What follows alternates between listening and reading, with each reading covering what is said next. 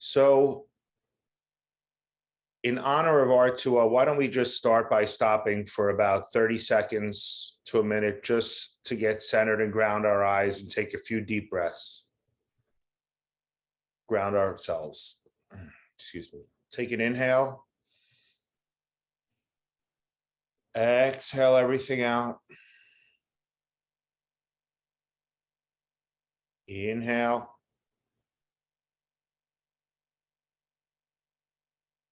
Exhale.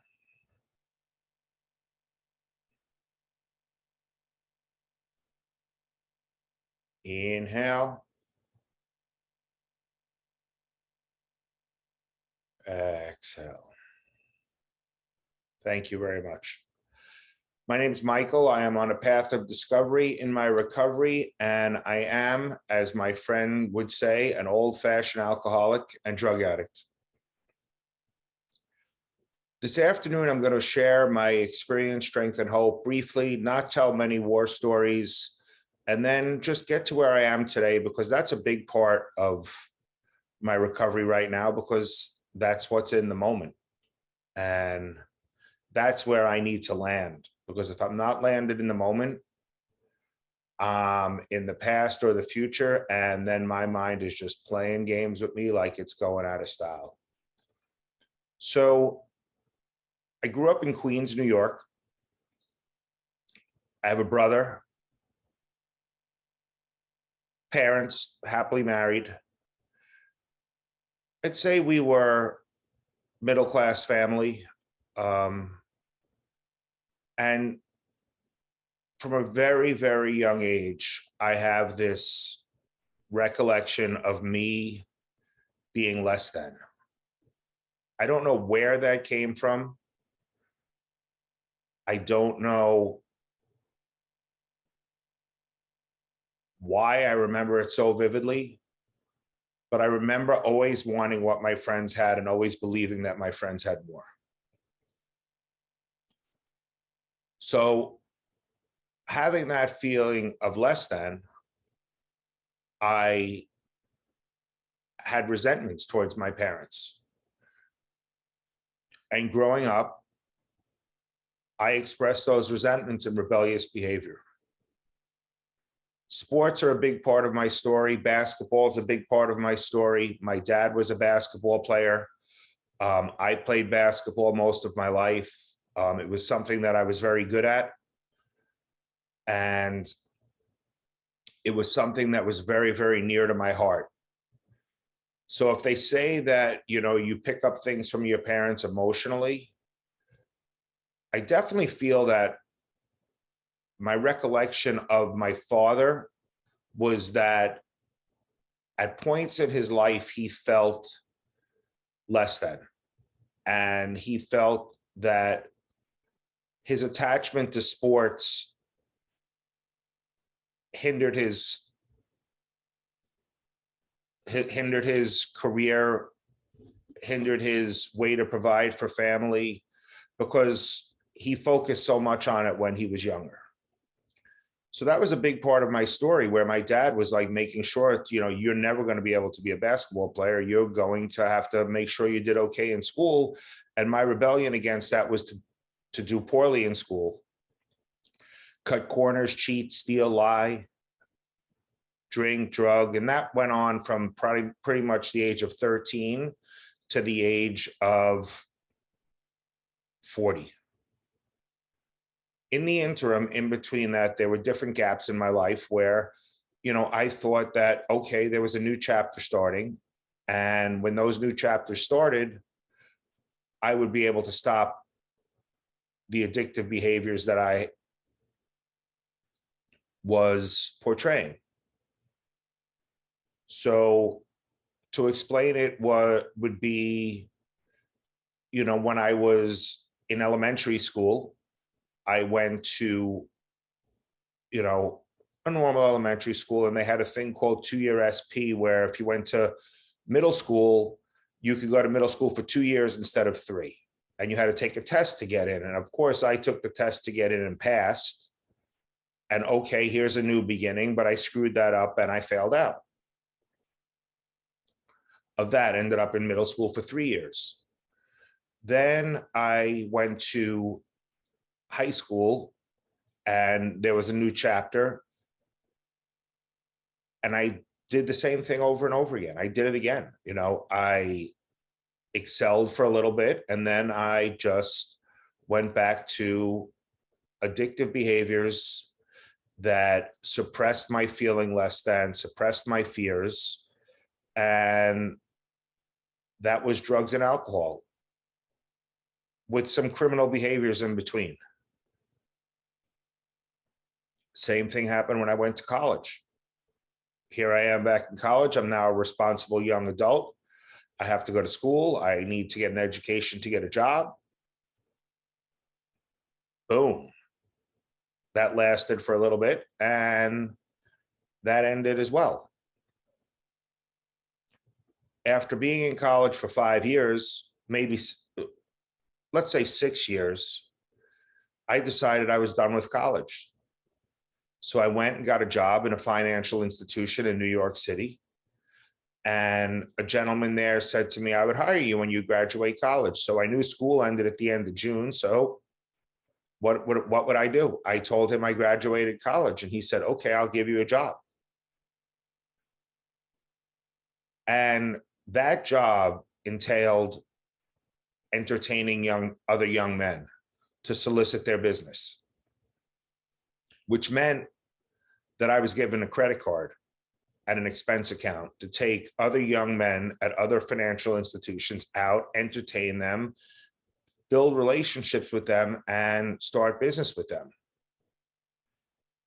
That I was good at. The entertainment part was really easy for me. I took them out to bars. I took them out drinking. I took them to clubs. I did all kinds of things that today are incredibly and strictly regulated, but back then they were not. And I was a full-blown addict. I was getting high, and I didn't think I was good enough. So I had to entertain them even more, because I didn't think I was as smart as them, as good as them, any of that stuff. So I did that, and I built myself a really successful career. I was one of the young guys on Wall Street. We'd play basketball, we'd entertain. I would go on vacations with the other young single guys, and I built some really good relationships over time. But I didn't believe those relationships were because of me. I believe those relationships were because of what I've provided for them. So I always had that feeling of being less than, even in those relationships. Even though I was excelling at work, I always felt that I could lose it all at a second. And those fears that I had, because my less than feeling was fear driven. So those fears that I had were so strong that the only way that I could get rid of them was with substances and drinking and drugging. We'd go out all night. We'd play basketball in the morning at 6 a.m., work all day, meet for happy hour, go out at night, again, go on vacations, go on trips, and did lots of fun things, lots of entertaining things, but all the while very, very superficial things. And as these friends of mine, because in hindsight, I realized a lot of them were friends and did care about me, they were building lives for themselves. They were getting married, they were having families, they were excelling in life and work. I was just doing the same stuff over and over again. And it just got more and more intense. I had a few relationships with women. Each of those relationships I blew up. because of my drinking and drugging. Of course, at that point in time, it was like, not my fault, never my fault. Michael was not to blame. That was just, part of the equation. And in 2000-ish, I met a woman who lived in California, and I lived here I lived in New York, and I fell in love. Didn't matter that there were 3 children involved, because I loved them, and I still love them all to death. I love them to death. But I wasn't prepared. I wasn't prepared for a family. I wasn't prepared to be a grown-up. I wasn't prepared to be an adult. I wasn't prepared to be, how would I say, I guess, for lack of a better word, like an asset, an upstanding, to whatever degree, an upstanding citizen in society. But I was a great provider, because I was good at my job. I was good at entertaining. I was good at brokering, and I was fear driven. So I always had to be an earner, because I was so fear driven that it made me, obsessed with earning for my family. And we had a great life, except I didn't realize it at the time. What happened is that I resented the fact that I was working so hard and entertaining so much, and I believed that nobody was grateful, nobody was happy, nobody was thankful. But the only person that was unhappy and the only person that was ungrateful was me. My kids loved me until I pushed them away. My ex-wife loved me until I pushed her away. And at some point, I pushed them far enough away that, here I am today, sitting in my apartment in Florida, rebuilding those relationships. And that's where, my recovery comes into play. So in 2009, an intervention was done to me at work, and 3 guys from work took me out, quote unquote, to dinner. And the next thing I knew, I was on an airplane a few days later to Utah to rehab. And I loved rehab. I loved the place because it was in Utah, and it was great. I had no problem staying sober, So in 2009, on August 10th, my higher power removed the craving to have drugs and alcohol put into my body. Little did I know that there was another part of my recovery that was totally, totally missing. And I'll get to that in a moment. But when I got out of rehab, I went back to work. I didn't think I could do my job without drinking and drugging, but I did. And I was successful at it. But those resentments were still there. Those fears were still there. The feeling of less than was still there. I didn't know what I didn't know. And what I didn't know was what I, at the time, was untreated alcoholism. Today, I experience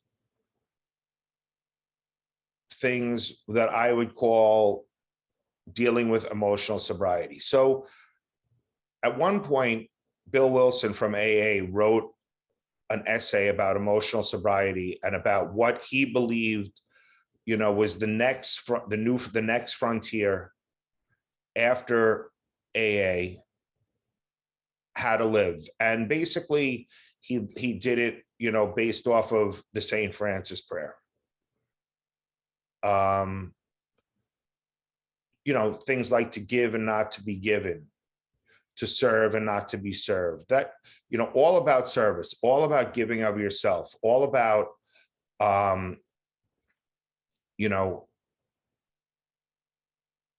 just, to love and not to be loved, and those are the feelings that, I never had. Like, I always craved to be loved and didn't realize that if I love someone, the love will come back. And that's what, this program is about. That's what this community is about to me. I discovered Recovery 2.0 at the Yoga and Recovery Conference in Kripalu, and Tommy Rosen totally resonated with me.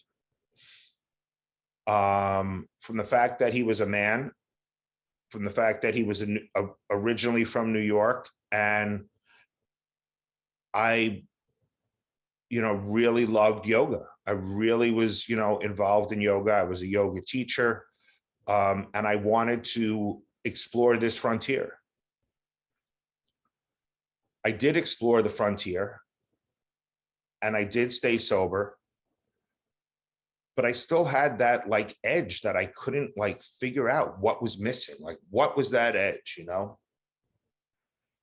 And then when I realized, that Alcoholics Anonymous saved my life, and that I truly believe those 12 steps are an unbelievable textbook for my recovery, there was this word that he used that I did not understand, but I did understand it. It was called consciousness.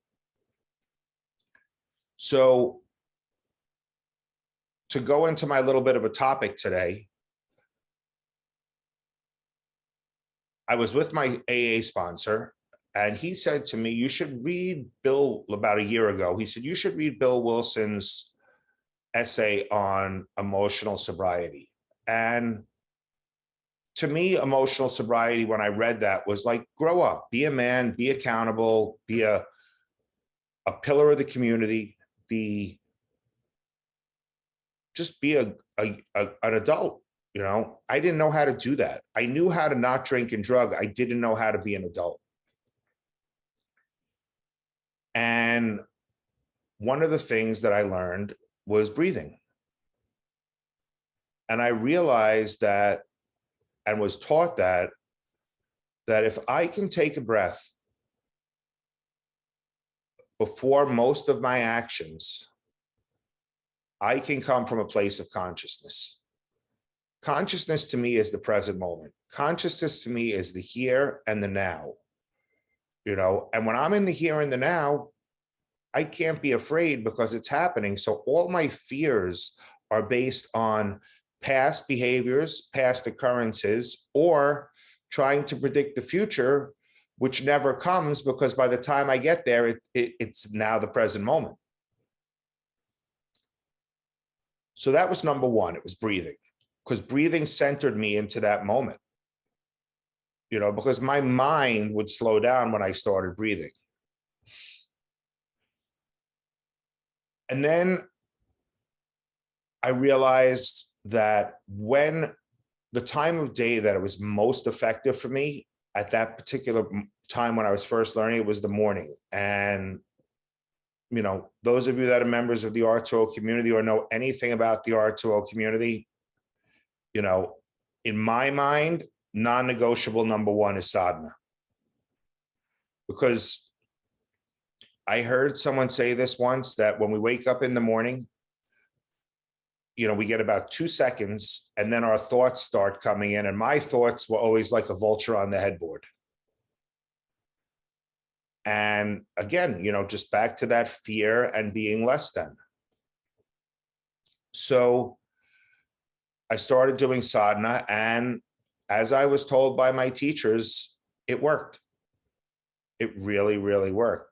But now what was I going to do for the rest of the day? And for the rest of the day, I would now use my breath. So I breathe. I do other things like journal, but what I try to do most of all is keep myself in the present moment.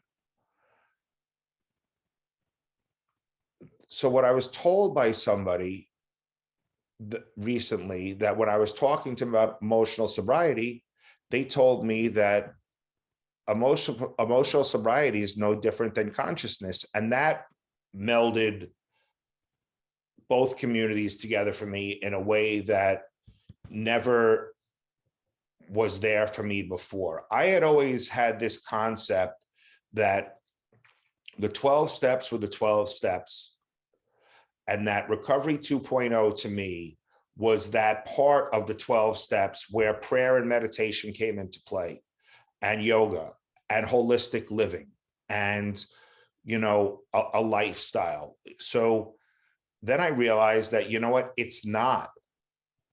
It's a meld of both. And that the phraseology in the 12 efforts as opposed to the 12 steps is just different words, you know, to make it accessible to people that understand those words.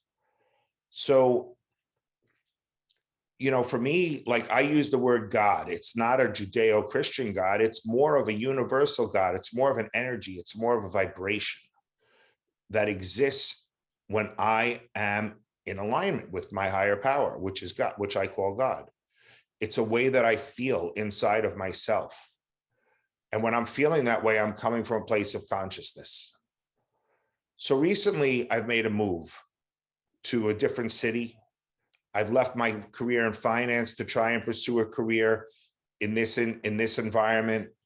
I did the Recovery 2.0 coaching program in Joshua Tree. I've met people, and I've, for lack of a better word, fallen in love with my fellow coaches that I trained with. I meet people at the meetings that I go to or lead, that are a big part of my life, and I keep in my community. I travel. When I travel, I always try to find people that are involved in R2O and visit them on my way to places. I play golf with people in R2O. I visit people in, you know, in New York City that are in R2O. I visit people in Virginia that are in R2O. It is the community that is giving me what I need. And in this moment, that is conscious living. So it's real simple, you know. Conscious living to me, in a manifest way, would be going to the mailbox every day. Conscious living to me would be when somebody calls and you really don't necessarily want to pick up the phone, pick up the phone. Conscious living to me is, you know, I'm in a new environment. I have a new, you know, potential career. My income has changed. My bills have changed. Create a budget for myself, you know. And when I'm living in this conscious way, as a functioning member of society, coach, sponsor, stepfather, ex-husband, you know, I thrive. It doesn't happen every day. I don't thrive every day. I don't expect to thrive every day. But because of this community and other communities that I'm involved in, other modalities of recovery, such as Alcoholics Anonymous, you know, Y12SR, I live a life that is new to me. You know, it's, some days it's beyond my wildest dreams. Some days it's my biggest nightmare, but I have a tool belt that's been given to me by Recovery 2.0, my training, the website, the offerings that are given to us so freely or at such a minimum cost that I can tap into them whenever I need something, you know. I need a certain particular sadhana that is for stress or something. I can go in, boom, find it. I need to listen to a Tommy talk about whatever it might be. Like last week, he did the second effort. It's there for me, you know, and it's an attraction that I have now. It's something that is a big part of my makeup. When I'm sharing with people, I come from a place of consciousness where I can actually slow down and actively listen to what somebody else says and not interrupt. I was a great interrupter. My ex-wife will tell you one of her favorite lines that she used to always have for me was, "Can I finish a sentence, please?" And today, I can listen to somebody talk for a good while, let's say 10 minutes, without me having the urge to interrupt. But if I do have the urge to interrupt, what do? I just take a breath. Because that breath always creates that pause.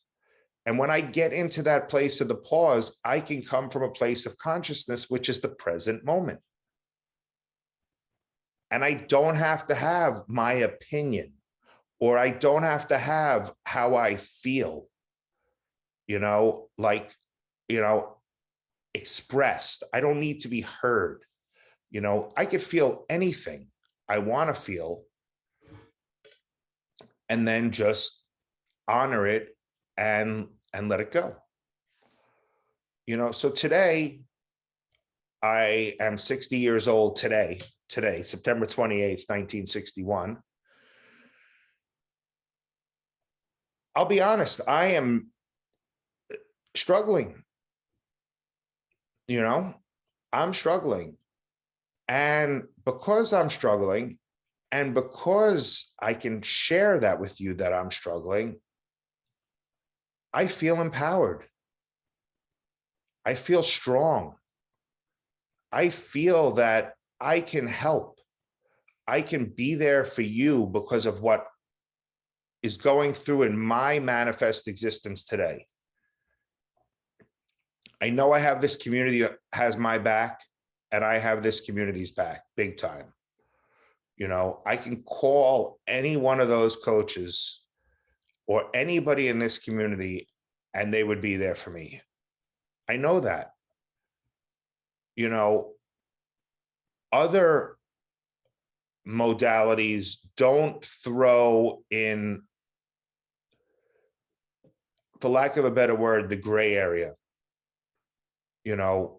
They're like, okay, well, you feel this way, then, suck it up. Here, people listen. There's more empathy. There's more, love. And again, I want to make sure everybody understands that the basis of my recovery is the 12 steps of Alcoholics Anonymous. There's no doubt about it. It's that Design for Living. It's a textbook I've read. And it really, really, really, really resonates with me to a point. The point being today. And what I feel today is love, compassion, empowerment, strength by being here in this environment. I did not wake up feeling that way today. I took actions to make me feel this way today. I've taken actions all afternoon to be this way today. And now I'm sharing this with you, and the rest of my day will be amazing because I had this opportunity to share everything with everybody. So what I'm saying here is this, is that sobriety is a gift that keeps on giving, but there's work. There's a lot of work that we need to do on a daily basis to live consciously, to empower ourselves, to serve others. Because one of the biggest keys to conscious living is serving others, and that's how you get it back. Why don't we ground for another minute or so? Close our eyes. Maybe if you'd like to bring your hands to your knees in Gyan Mudra, if you're sitting cross-legged, just bring your sitting bones down into the earth. And take a deep breath. Honor the sense of community. Honor this Sangha. Honor the love that's in this room right now. Honor the energy. Take an inhale and an exhale. And bring the hands to prayer in front of the heart center. Eyes are closed. And we'll close with the Universal Recovery 2.0 prayer, the we version. So we'll do call and response. Universe, put us in the places you want us to be, with the people you want us to be with, doing the things you want us to do. Thank you for the joys and the challenges of our lives.